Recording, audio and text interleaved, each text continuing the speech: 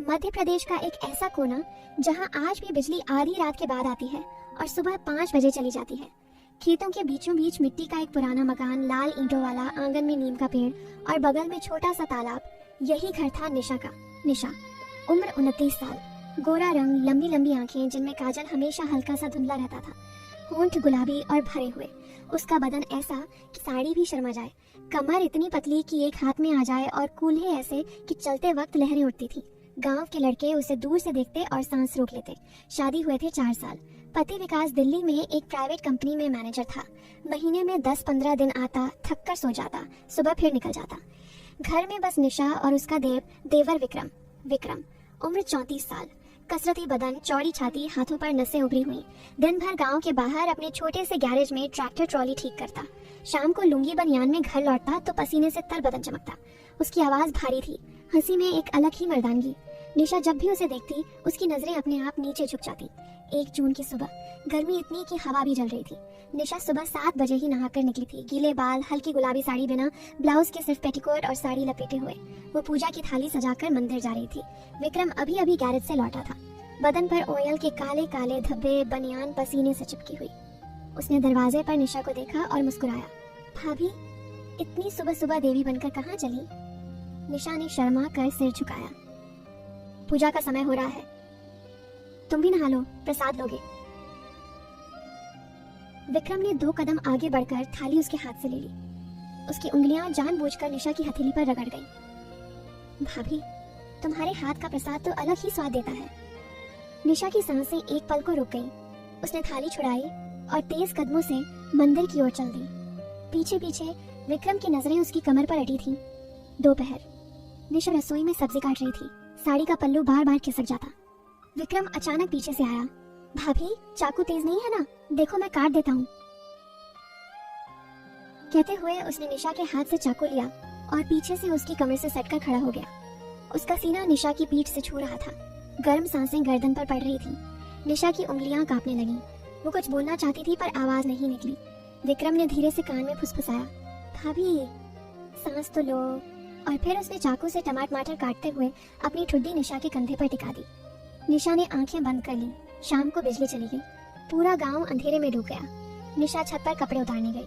विक्रम भी वही था, बीड़ी पीते हुए। चांदनी रात थी। निशा ने साड़ी का आंचल ठीक करने को हाथ ऊपर किया तो उसकी कमर पूरी नुमाया हो गई।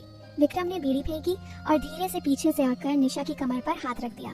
भाभी, ठंड लग रही है क्या? बदन कांप रहा है तुम्हारा। निशा ने हाथ हटाने की कोशिश की, लेकिन विक्रम ने धीरे से खींचकर उसे दीवार से सटा लिया। डर मत भाभी, भैया तो महीनों बाद आएंगे। घर में हम 2 ही तो हैं, थोड़ी गर्माहट तो बनती है। निशा की सांसें तेज थी, होंठ कांप रहे थे। उसने धीरे से कहा, विक्रम, ये गलत है। विक्रम ने उसके कान में फुसफुसाया, गलत सही बाद में देख लेंगे भाभी, अभी सिर्फ महसूस करो। और फिर उसने निशा का पल्लू धीरे से खींच दिया। चांदनी में निशा का गोरा बदन चमक रहा था। विक्रम की आंखों में आग थी। निशा ने आंखें बंद कर लीं। वो रात वो पहली रात नहीं थी, बस पहली रात थी जब निशा ने विरोध नहीं किया। उसके बाद की रातें अलग थी। हर रात बिजली जाती और विक्रम चुपके से निशा के कमरे में आ जाता, कभी दीवार के सहारे, कभी जमीन पर बिछी चारपाई पर। निशा शुरू में रोती, फिर चुप हो जाती, फिर खुद ही विक्रम की बाहों में सिमट जाती। एक रात बरसात हो रही थी, बादल गरज रहे थे। निशा बिस्तर पर लेटी थी, साड़ी गीली हो चुकी थी। विक्रम दरवाजा खोलकर भीगा हुआ अंदर आया। बिना कुछ बोले उसने निशा को गोद में उठाया और दीवार से सटा दिया। निशा के होंठों पर उसने अपना होंठ रख दिया, पहली बार चूमा। निशा की आंखों से आंसू और बारिश का पानी एक साथ बह रहे थे। धीरे धीरे दिन बदलते गए। निशा अब सुबह उठकर विक्रम के लिए चाय बनाती। विक्रम पीठ पर हाथ फेरता और कान में कहता, भाभी, आज रात फिर बिजली जाएगी ना? निशा शर्मा कर मुस्कुरा देती। एक दिन विकास आया, 3 महीने बाद, थका हारा। निशा ने उसे गले लगाया, पर उसकी आंखें विक्रम को ढूंढ रही थीं। रात को विकास सो गया। निशा बिस्तर पर लेटी रही, नींद नहीं आई। आधी रात को वो उठी, चुपके से बाहर निकली। विक्रम आंगन में खड़ा था। दोनों बिना बोले एक दूसरे के गले लग गए। उस रात नीम के पेड़ के नीचे बारिश में भीगते हुए दोनों एक हो गए। विकास चला गया, फिर वही सन्नाटा, वही रातें, वही चांदनी, वही विक्रम। फिर एक दिन निशा को उल्टी हुई। डॉक्टर ने कहा 2 महीने का गर्भ है। निशा की आंखें चौड़ी हो गईं। विकास तो 3 महीने से घर नहीं आया था। उस रात निशा विक्रम के सामने रोई। विक्रम ने उसे गले लगाया और कहा, डर मत भाभी, ये हमारा राजा रहेगा। मैं इसे अपना नाम दूंगा। निशा चुप रही। उसके बाद भी रातें नहीं रुकी, बल्कि और गहरी हो गईं। 9 महीने बाद एक बेटा हुआ। गांव वालों ने कहा विकास भैया के जैसा ही है।